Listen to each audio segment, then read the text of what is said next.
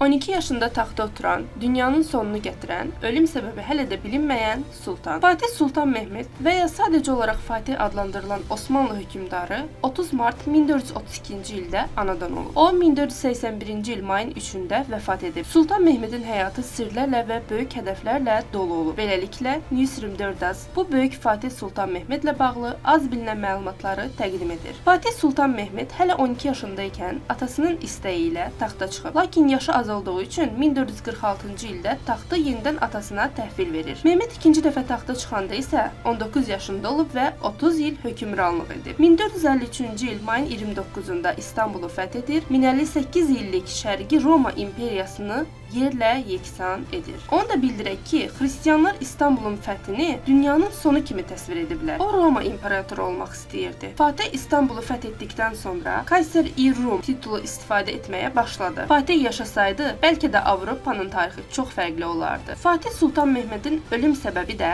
hələ tam məlum deyil. Bəzi tarixçilər onun qut xəstəliyindən öldüyünü desələr də, bəziləri zəhərləndiyini iddia edir. Onun zəhərləndiyi iddiası isə Papanın təyin etdiyi həkim tərəfindən aparılan müalicə ilə bağlıdır.